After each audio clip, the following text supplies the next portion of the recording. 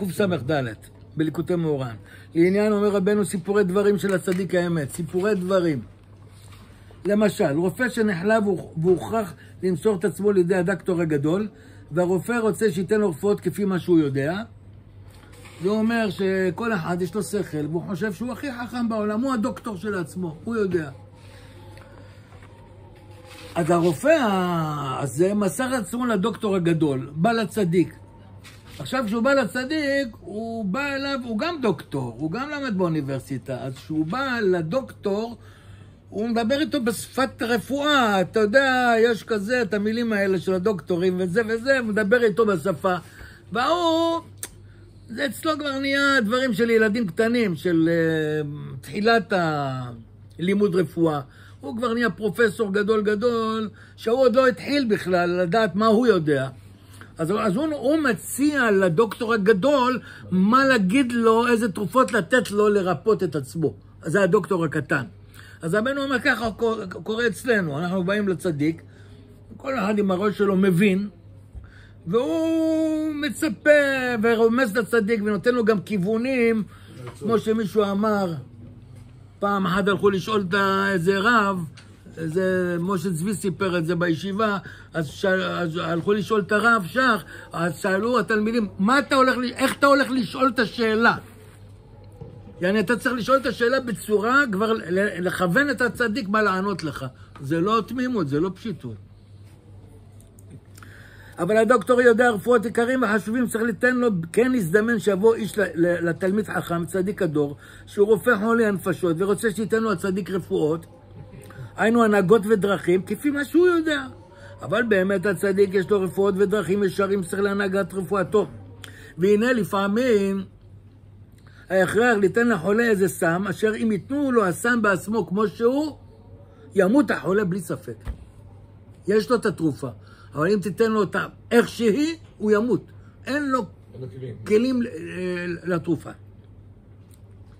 על כן ההכרח לערב הסם בדברים אחרים. כן, יש אנשים שאי אפשר לגלות להם פנימיות התורה, צריך לרפואתו את סודות התורה. כי התורה היא רפואה, כמו שכתוב רפאות תהיה לשעריך. כי בתורה יש שני כוחות, סם חיים וסם המוות. כמו שאמרו רז"ל ביום האב עמוד ב'. זכר נעשה לו סם חיים, לא זכר סם המוות. ועל כן אם אמרו לו התורה בעצמה כמו שהיא, ימות בלי ספק. כי אצלו שלא זכר נעשה לו סם המוות. על כן ההכרח להלביש לו פנימיות התורה בדברי תורה אחרים. ולפעמים גם זה אינו יכול לקבל, אף אם ילבישו לו בדברי תורה אחרים, על כן מלבשים מהתורה בסיפורי דברים חיצוניים. למען יוכל לקבל הרפואות, הרפואה הגנוזה שם. כי גם התורה בעצמה מלובשת עתה, תראו פה מה רבנו מגלה, בסיפורי מעשיות, מחמת שלא היה אפשר למוסרה כמו שהיא. איך שהקדוש ברוך הוא מסר את התורה למשה, משה לא יכול להעביר לנו אותה כמו שהיא, היינו מתפוצצים. אז הוא העביר לנו אותה בסיפורים, יציאת מצרים, סיפורים אמיתיים שקרו, אבל בסיפורי מציאת בחירת יוסף וכל העניינים, הלביש לנו את התורה בתוך קפסולה. תמצא לי את זה, זה חשוב לדעת את זה, איפה זה. מה השאלה? נכון, נו. אז אני לא זוכר שם מה היה, איך זה קשור.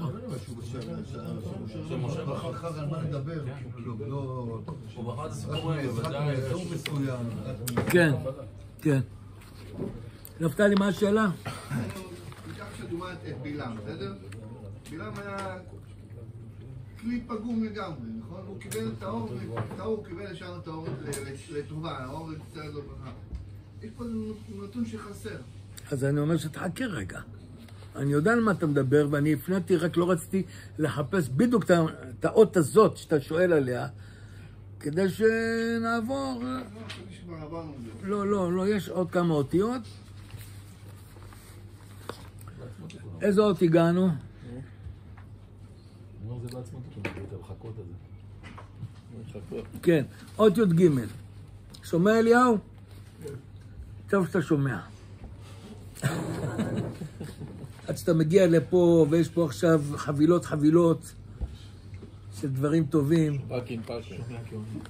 זה כבר רמה יותר מהקודמת.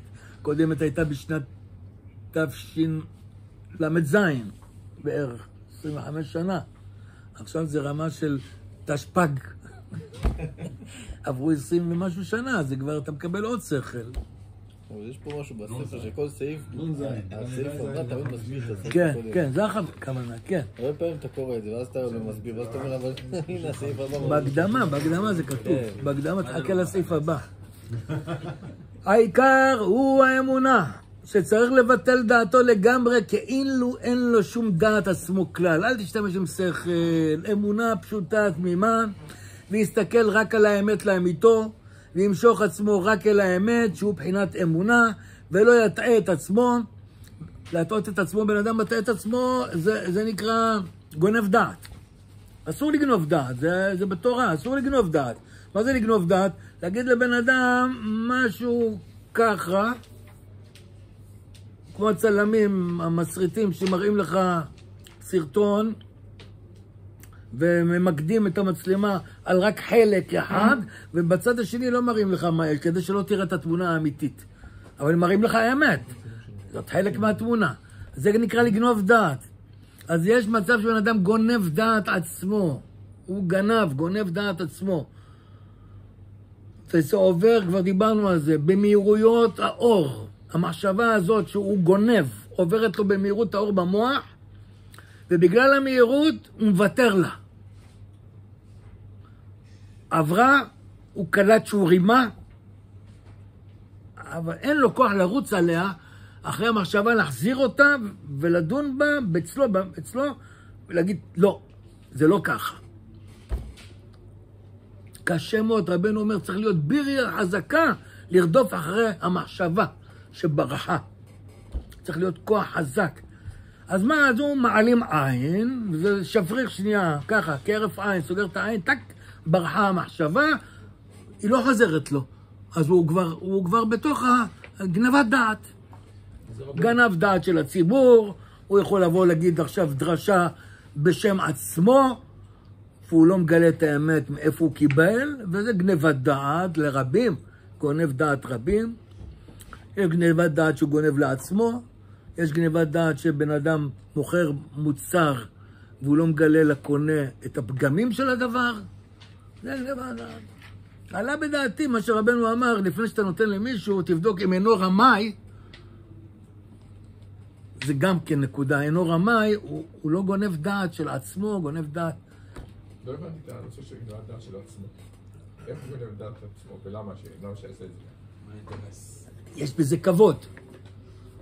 הוא בא עכשיו מדבר דבר, חידוש, אמרת חידוש. יש בזה כבוד, אמר חידוש, איזה שכל. אז עכשיו, הוא קודם כל גנב דעת של האחרים, שלא גילה איפה הוא קרא את זה, ממי הוא שמע את זה, איפה הוא למד את זה. אז הוא אומר, איזה חידושים הוא מביא, איזה יופי. עכשיו, הוא יודע, עובר לו בראש, כשהוא אמר את החידוש, לפני שהוא אמר את המשפט, עבר לו בראש השם של הבן אדם שהוא קרא, בספר שהוא קרא, עבר לו בראש שם המחבר. הוא לא אמר אותו, אבל כאילו מעצמו. נתן לו לחפלוף במחשבה, גנב דעת עצמו. לא. וזה בשפרירי אלפיות. בעניין הזה, מה שנגיד עם רבנו, יש איזה דיבור שהוא אומר, אני לא יודע, ככה שמעתי, לא ראיתי. הוא אומר, אפילו תגידו דברים שלא בשבילי. נכון. אבל, אתה יודע שזה רבנו אומר, ואתה יודע שרבנו נתן לך רשות לא להגיד בשמו, במקום שאתה יודע שיחלקו עליו, תגידו את הדברים, לא בשמי, וזה יעשה את העבודה. זה בפירוש, רבנו אמר. במקרים כאלה.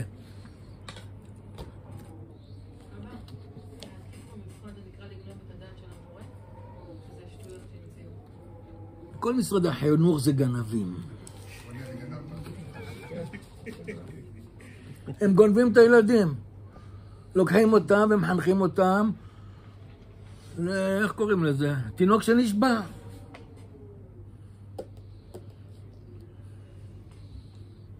חינוך צריך להיות חינוך על פי תורת משה. לא כל מיני... מה מחנכים היום?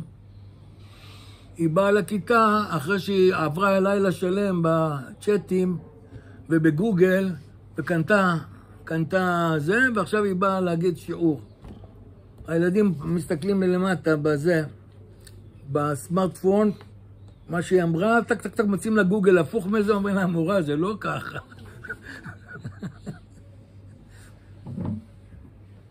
כן. מקרה הטוב. הוא מורה, הוא יודע. אצלנו מרביצים למורה. מרביצים למורה? אצלכם מרביצים למורה? או, וואו.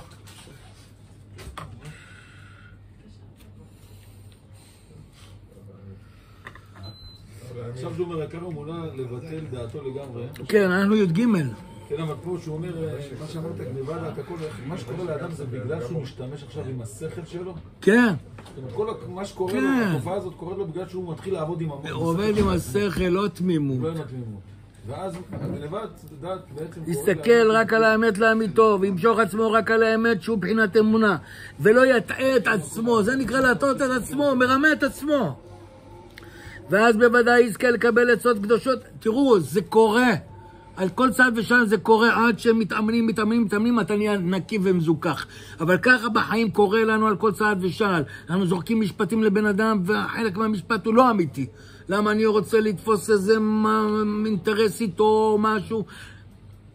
על המקום, הכי טוב, על המקום, אם תפסת את זה על המקום, תגיד סליחה. אמרתי לך משפט והוא לא נכון. אני חוזר בי. על המקום אני מתקן. הכבוד לא נותן, לא נותן. זה גם גניבת דעת, בטח. ואני יודע שהמשפט הזה יש לו פירוש כזה וכזה. וגם אני נותן לו איזה סטייה כדי שהוא יבין את הצד השני, ואם הוא יגלה ויבוא אליי בטענות, אני אגיד לו מה, אבל אמרתי ככה.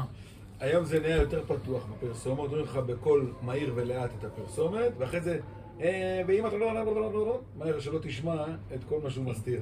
למטה.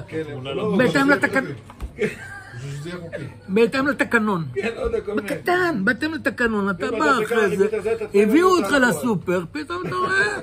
אומרים לך, לא, אבל אמרנו לך בהתאם לתקנון. לא שומעים. התמונה למחשה בלבד. רק אתה יודע מה אמר, גדול, מה הוצאה לפועל אחרי שהוא בא חבצית. לא, הכל לפי התקנון. אני מרגיש לי בעיה הפוכה רבנו, אני בגלל שאני לא זוכר מאיפה אני אומר, כל מיני אומר רבנו אומר. רבנו, אם אתה אומר של רבנו, מצוין. כן, אבל מאיפה זה כתוב ברבנו, וגם אם זה לא בדיוק רבנו, זה הרעיון של רבנו, כאילו. כן, בסדר גמור, רבנו זה הכל ממנו. אנחנו בכלל כשמדברים זה איזה משהו יש לנו מעצמנו. כן, אז אני אומר, כל רבנו אומר. אתה יודע שהם כלום לא שלך ממנו. זה ששומע אותך יודע את זה? בעיקרון כן. אם זה שומע אותך יודע שאתה כל כולך רבנו, אבל אני נוהג, מאז ומתמיד, אומר רבנו, אני מתחיל תורה, אני אומר רבנו בתחילת התורה. כי רבנו אומר את זה.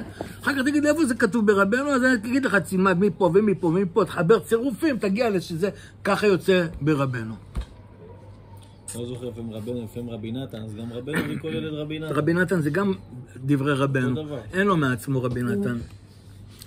העיקר הוא האמונה שצריך לבטל דעתו לגמרי, כאילו אין לו שום דעת עצמו כלל, ויסתכל רק על האמת לאמיתו, וימשוך עצמו רק על האמת שהוא בחינת אמונה, ולא יטעה את עצמו. ואז בוודאי יזכה לקבל עצות קדושות ותיקון גדול מהצדיק ותורתו, ואף על פי שלא תיקן בריתו עדיין, ואין המוח שלו בשלמות. ילך בתמימות, יקבל.